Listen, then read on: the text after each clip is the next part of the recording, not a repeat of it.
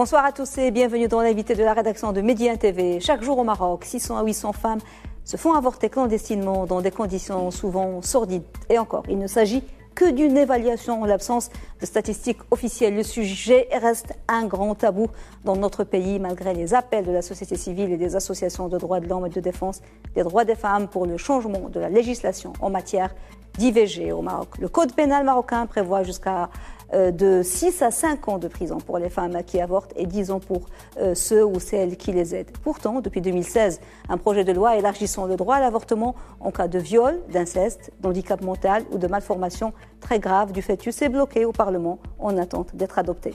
Parmi les voix qui s'élèvent depuis des années pour dénoncer les drames provoqués tous les jours par l'avortement clandestin, celle du professeur Shafek Cheribi, militant de la première heure de la défense des droits des femmes et président fondateur de l'AMLAC, l'association marocaine de lutte contre l'avortement clandestin, que nous avons le grand plaisir de recevoir aujourd'hui sur notre plateau pour parler des dernières nouveautés et peut-être éventuelles avancées de ce projet de loi.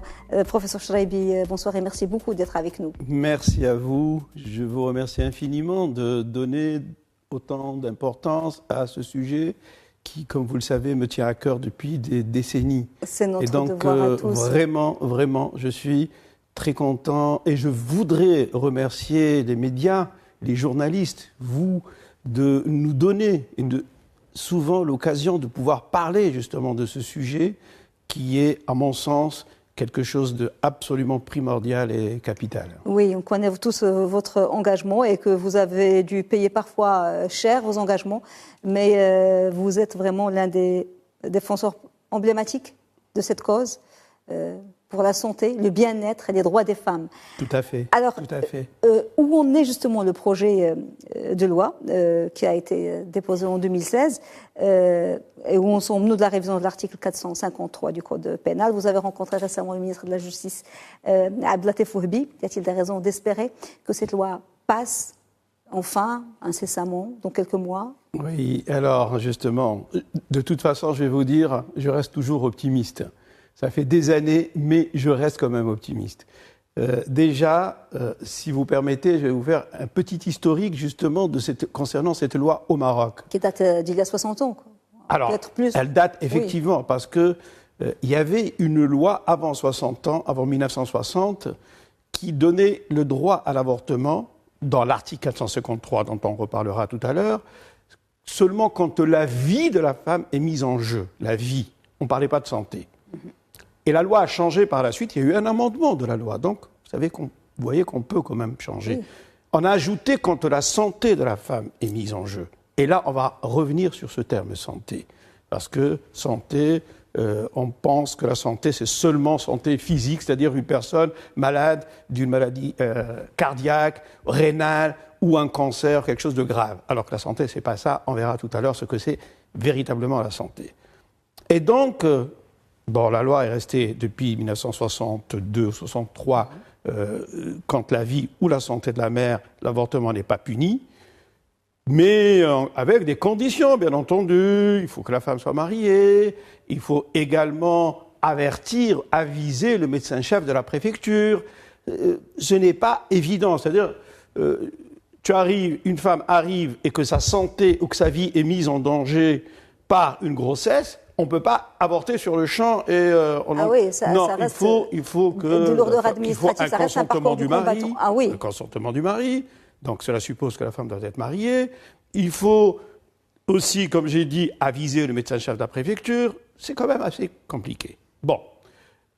Alors cette loi est restée comme ça. Moi, depuis que je suis au CHU, j'ai commencé le CHU depuis 37 ans. Alors, je voyais, en faisant mes gardes au CHU d'Avicenne, des situations dramatiques en rapport avec les grossesses non désirées, notamment dans le temps, je n'étais pas dans un service de gynécologie obstétrique, mais aux urgences où on voyait des jeunes filles venir en tentative de suicide, et quand on les examinait, on trouvait qu'elles étaient enceintes, et c'était leur raison de tentative de suicide. Ou encore, on voyait des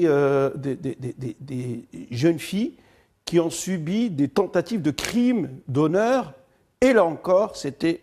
Et par la suite, quand j'ai décidé de faire ma spécialité de gynécologie obstétrique, c'est là où j'ai vu réellement les situations dramatiques. D'abord, de personnes qui venaient nous implorer de pratiquer un avortement à l'hôpital parce que leur fille a été violée, ou parce qu'elle est mineure et quelqu'un lui a tourné autour, ou bien parce qu'ils désirent la grossesse, mais ils ont une malformation fœtale très grave, et ils ne veulent pas avoir un lourd handicap psychomoteur, etc. Et donc, on ne pouvait rien faire parce que la loi nous l'interdit.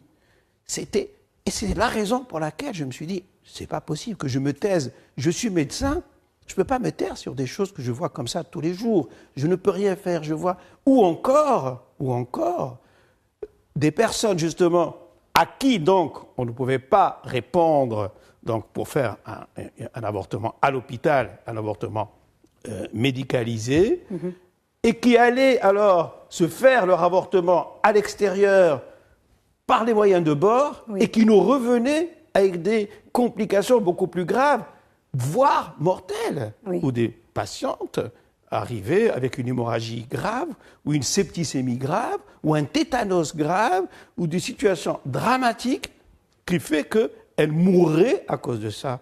Je me suis dit, en tant que médecin, c'est de mon devoir de dénoncer tout cela et dire il faut qu'on agisse, il faut que les médecins agissent, il faut que l'État agisse, il faudrait que la loi change là-dessus. C'est la raison pour laquelle j'ai créé l'AMLAC. Je me suis dit, l'AMLAC, c'est l'Association marocaine de lutte contre l'avortement clandestin, qui me donnerait la possibilité d'en parler au nom d'une association, mais pas au nom d'une personne, en ma personne, mais au nom d'une association. Donc, voilà, et c'est pour cela que je dis encore une fois, je remercie les médias et les journalistes qui m'ont beaucoup aidé et supporté dans ce sujet-là.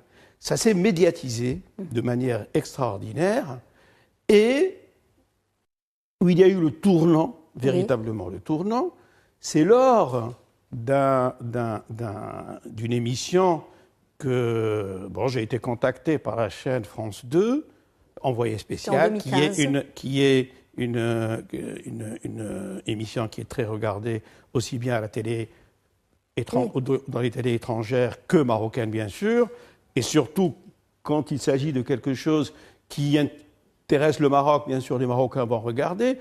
Et mon intention n'était nullement, et là je tiens et j'insiste à le dire, n'était nullement de montrer une mauvaise image du Maroc. Bien au contraire, j'aime mon pays, j'aime mes concitoyennes, et je voulais juste attirer l'attention sur un gros problème que nous vivons, pas seulement nous, les Marocains, mais que tous les États vivent. Oui, c'est un problème de santé publique, un problème de société, parce que c'est des drames sociaux. Tout le monde, les grossesses non désirées arrivent à tout le monde. N'importe qui peut tomber dans le piège d'une grossesse non désirée. Vous savez, on peut même prendre toutes les contraceptions du monde. On peut même faire une ligature des trompes. Imaginez une personne elle se dit, je n'en veux plus du tout d'enfant. Elle va faire une ligature. Et pourtant, elle tombe enceinte. Il y en a qui mettent des stérilés, elles tombent enceintes. Il y en a qui prennent la pilule et qui tombent enceintes. Elles ont tout fait. Et ne parlons pas de celles qui n'ont pas eu d'éducation ni sexuelle, et qui sont d'une naïveté extrême. Souvent des filles très jeunes. Et que n'importe qui leur tourne autour. Et surtout quand il s'agit de pauvreté, elles pensent qu'il va les sortir de la pauvreté familiale dont ils vivent, parce qu'ils leur promettent le mariage, etc. Et puis finalement, elles se retrouvent, ces pauvres filles, avec des grossesses non désirées. Et que vont-elles faire avec ces grossesses ? Après, on se retrouve avec Alors, avec si j'ose dire, excusez-moi de parler beaucoup. Je vous en prie, professeur. Pour parler donc de la loi, donc, parce que vous m'avez posé la question concernant Mais pour que les choses soient claires, on est loin de... On parle pas encore des filles, des grossesses hors mariage. Là, vous militez rien que pour élargir un petit peu les cas où l'IVG peut être... Tout à fait. Moi d'abord, possible en cas de mariage, absolument. Je ne suis pas en train de dire IVG pour tout le monde, droit du corps pour tout le monde. Je sais que c'est quelque chose qui ne passera pas au Maroc parce que nous sommes encore un pays assez conservateur. Moi, tout ce que je cherche, c'est de protéger la santé de ma concitoyenne qui va tomber enceinte dramatiquement, de manière non désirée, et qui va aller se faire avorter dans des situations qui sont mauvaises. Cela veut dire, même si c'est... Parce qu'au fait, l'avortement, on a 3 catégories sociales dans la société. Il y a les riches qui, elles, vont prendre l'avion et vont aller se faire ça en Espagne ou en France ou en Tunisie ou n'importe quel pays où l'avortement est autorisé. Donc, elles ne sont pas concernées par le problème. Il y a la classe moyenne qui, elle, va se débrouiller une certaine somme d'argent, 4 000, 5 000, 3 000, 10 000 peut-être, et qui va aller le faire chez un médecin. Donc c'est un avortement médicalisé, mais malgré cela, ce n'est pas un avortement très sûr. Pourquoi ? Parce qu'il est fait en cachette, parce qu'il est fait dans un cagibi, parce qu'il est fait sans une bonne asepsie, sans une bonne anesthésie, il n'y a pas de médecin anesthésiste sur place, il n'y a pas de bloc opératoire sur place, donc il y a des risques. Mais celles qui en pâtissent le plus, c'est encore une fois la catégorie pauvre, la classe sociale la plus pauvre. Ces gens-là n'ont pas cette somme de 3 000, 4 000, 5 000 ou 10 000 dirhams. Qu'est-ce qu'elles font ? Alors à ce moment-là, elles vont se faire des avortements traditionnels, des avortements par les herboristes, des avortements en utilisant des instruments souillés elles vont aller tripoter leur appareil génital.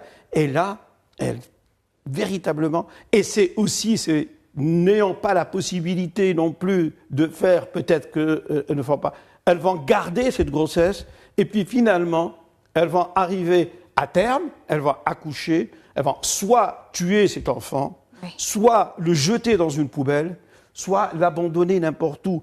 Et ce sont des choses, moi je me dis, c'est au-dessus de tout. Il y a des voix qui sont contre l'élargissement des cas où l'avortement devrait être autorisé, croient que si l'avortement est légalisé, les femmes vont commencer à tomber enceintes à gauche, à droite, alors que c'est complètement faux, parce que c'est pas par plaisir et c'est pas par que ce soit même les femmes, encore plus les petites jeunes filles ou autres qui tombent enceintes sans le vouloir, mais même les femmes enceintes en cas de... Vous avez parfaitement raison.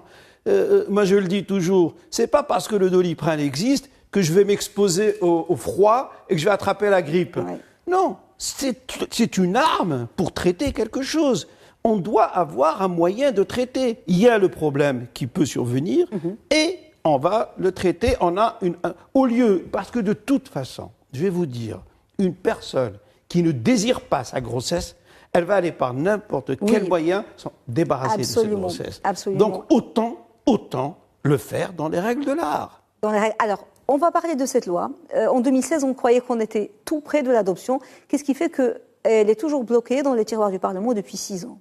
Alors, justement, donc c'était suite à ce reportage qu'il y a eu quelque chose d'énorme qui s'est passé. Il y a eu par les médias, et notamment au niveau des réseaux sociaux et tout ça, beaucoup de gens avaient beaucoup apprécié justement, surtout les gens qui ont compris le problème. Il y avait eu une mobilisation. Mais il y en a d'autres qui n'ont pas compris, et c'était l'ancien gouvernement, le gouvernement Benkiran, qui m'a carrément, j'étais à ce moment-là, j'occupais le poste de chef de service de gynécologie obstétrique au CHU de Rabat, et j'ai été démis de mes fonctions. Oui. Et à ce moment-là, qu'est-ce qui s'est passé ? Il y a eu un soulèvement, je vous assure, un soulèvement social, mais de la part de la classe intellectuelle, qui s'est dit, c'est pas normal. Ce monsieur ne cherche absolument pas du tout ni la débauche, ni quoi que ce soit. Il cherche à montrer un problème, à mettre le doigt sur un problème qui existe dans notre société. Il veut le traiter, point. Et justement, grâce à Sa Majesté, que Dieu le glorifie, qu'il a pu justement, Sa Majesté a pris ce sujet d'avortement, parce que ça a fait beaucoup de bruit, et il s'est dit, allez, on va discuter. Et il a convoqué alors le ministre des Affaires islamiques, le ministre de la Justice et le président du CNDH. Il leur a dit, je vous donne 1 mois pour mener des discussions et suite à ça, vous m'amenez les conclusions de ce que pensent les Marocains. Effectivement, au bout d'1 mois, ils sont revenus avec ce projet de loi qui dit l'avortement peut être réalisé dans 4 situations. Quelles sont ces situations où l'avortement, ce que stipule cette loi qu'on attend Alors, justement, c'est viol, les jeunes filles violées, l'inceste, les handicapés mentaux, parce que, vous savez, les jeunes filles handicapées mentales, c'est comme un bébé, c'est comme un enfant. Elles sont n'importe abusées, qui, quand elles ne sont pas sous la surveillance de n'importe qui peut abuser d'elles. Et puis enfin, les malformations fœtales graves. Donc c'était ces 4 situations. C'est déjà pas mal. C'était déjà pas mal. Et alors, suite à ça, le projet de loi a été établi et a été adopté en Conseil de gouvernement en mai 2016. Oui. Et théoriquement, il devait alors passer au Parlement pour qu'il soit discuté en commission, puis qu'il soit voté en plénière. Oui, suivre le circuit normal. Le circuit législatif normal. Loi, oui. Eh bien, il rentre au Parlement en 2016 et on n'entend plus parler. Oui. Complètement, on l'a mis dans un tiroir, on a voulu l'enterrer. Alors, aujourd'hui, il y a une lueur d'espoir. Vous avez rencontré sur votre demande le ministre de la Justice, qui était, vous m'avez dit, très réceptif. Est-ce que vous pensez qu'on verra bientôt cette loi sortir des tiroirs? Alors, justement, je me disais, pendant le gouvernement PJD, je me disais que finalement, ça ne passera pas, ils n'ont pas envie de le faire passer, même si, quand même, M. Othmani était quand même relativement favorable. Mais il était entouré de personnes qui, eux, n'étaient pas du tout, ils n'étaient pas favorables. Oui. Mais là, donc je me disais, tant qu'il y a gouvernement PJD, ça ne passera pas jamais. vraiment. Oui. Mais, et dans le temps, quand le RNI et le PAM étaient dans l'opposition, notamment le PAM, qui était dans l'opposition, tous me disaient, on est avec vous et on est véritablement... Alors, quand maintenant, on a voté pour le PAM et pour le RNI, et ils sont dans le gouvernement, ils ont une large majorité, etc.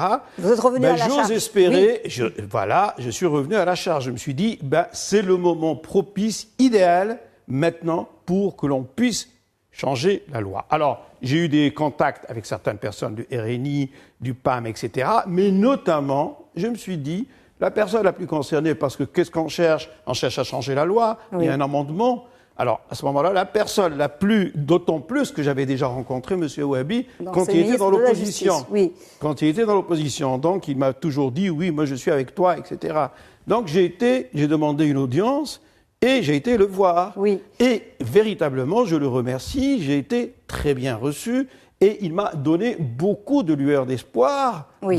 Il me dit, oui, nous sommes en train de travailler, pas seulement pour les 4 situations, parce que ces 4 situations que j'ai citées au fait ne concernent que 10% maximum. Oui, 10% maximum. Oui. C'est déjà ça. Oui. Mais 10%, qu'allons-nous faire des 90% qui restent? Alors, il y a quelque chose de très important, parce que le temps passe très très vite. Il nous reste 5-6 minutes. Ça passe vite. Oh là là, ça passe vite. Parce que l'Organisation mondiale, quand elle définit c'est très important, la définition de la santé, ce n'est pas que la santé physique, c'est le bien-être mental et social. Et psychologique. Et psychologique. Mental et physique. Psychique et social. Voilà. Alors est-ce qu'on pourrait espérer que la définition de préserver la santé soit élargie justement à la santé mentale? C'est justement cela que je demande et c'est justement pour cela que je milite. Et j'en ai discuté donc avec M. Ouabi justement sur ça, pour qu'on applique. Parce qu'au fait, il n'y a pas de... C'est simple. Il y a un article, parce que comme vous savez, dans le Code pénal marocain, de l'article 449 jusqu'à l'article 457, on pénalise l'avortement, on punit l'avortement. Et l'avorteur, et l'avorté, et l'intermédiaire. Oui. Tout le monde est puni quand il y a une question d'avortement. Mais il y a un seul article qui, lui, ne punit pas. C'est l'article 453 du Code pénal, qui, lui, dit... L'avortement n'est pas puni lorsqu'il vise à sauvegarder la vie ou la santé de la femme. Et là, ce que je suis en train de demander... Vague, justement. Voilà. Santé, c'est vague.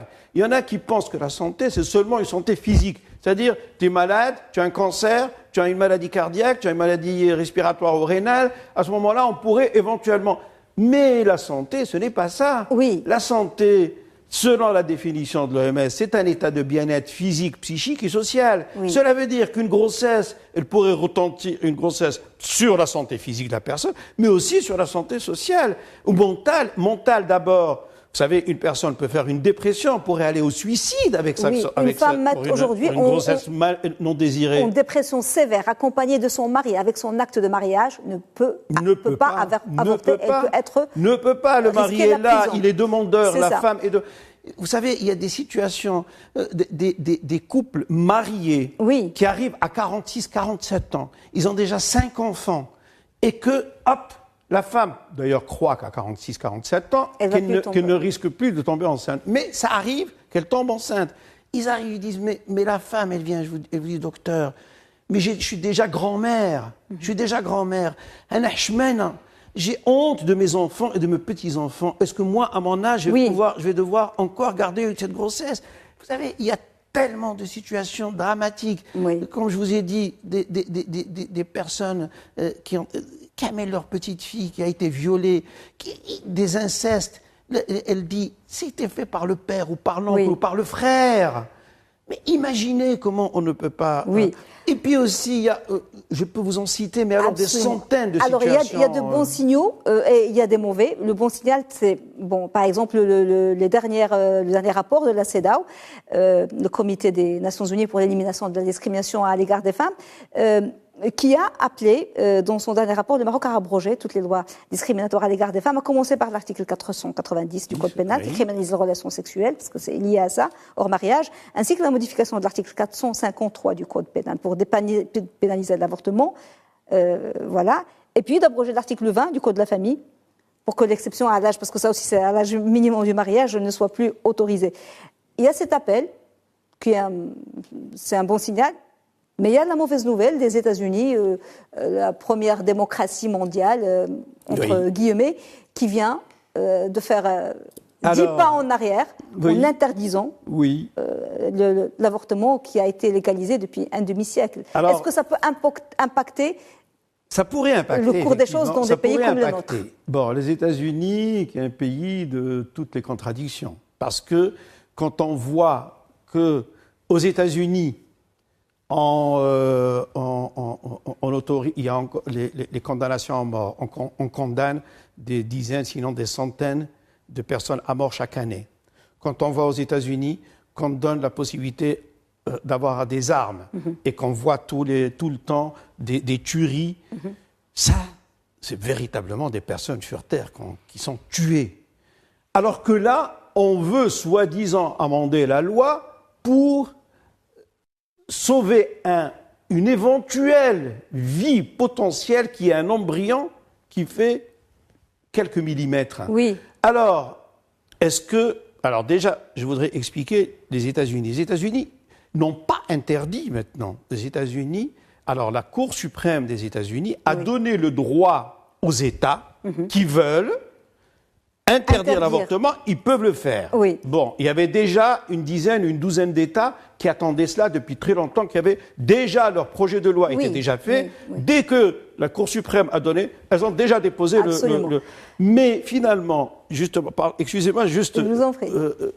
On va arriver peut-être à une cinquantaine... Alors, aux États-Unis, il y a une cinquantaine d'États, je pense. Comme c'est le cas pour la peine de mort. Il y a des États qui les... Voilà, on va peut-être arriver à 50% grand max des États qui vont interdire. Mais au moins l'Américain ou l'Américaine pourrait aller d'un État à un autre État pour aller se faire avorter. Pour finir, professeur, mais c'est quand même c'est un sujet passionnel très important. Pour finir, et cela, est-ce que ça va impacter? Justement, pour ce qui nous concerne, nous, le Maroc, la prochaine étape, est-ce que vous pensez est-ce que vous êtes soutenu d'abord? Est-ce que vous êtes soutenu par la profession, par d'autres associations? Franchement, c'est une question qui est assez...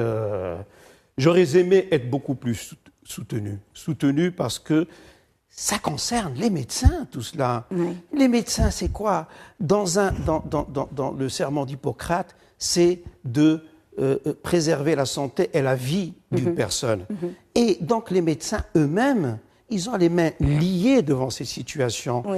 Et véritablement, ils doivent se lever tous et et d'être du même avis. Moi, je sais qu'il y a l'objection de conscience, je sais que chacun peut avoir, mais logiquement, et moi je le dis et je le répète, j'aurais aimé que le Conseil national de l'ordre des médecins appuie de manière qu'il soit avec moi, mais alors à 100%. J'aurais aimé que les sociétés savantes de gynécologie obstétrique, ou bien même d'autres sociétés savantes médicales, aussi publient et vont demander parce qu'ils savent ce qui se passe. Oui. Le médecin est la première personne On a débordé concernée. Malheureusement, professeur. On espère que le projet de loi va finalement passer. 2 chiffres pour finir. 50 000 enfants naissent chaque année hors mariage au Maroc et 300 bébés sont retrouvés abandonnés, morts ou vivants, rien que dans la ville de Casablanca. Absolument. Merci beaucoup, professeur. Merci Je rappelle que vous êtes professeur gynécologique et président fondateur de l'AMLAC, l'association marocaine de lutte contre l'avortement clandestin. Merci beaucoup, professeur. Merci à vous. Madame, monsieur, merci beaucoup de nous avoir suivis. Bon suite des programmes sur Média TV et très belle soirée.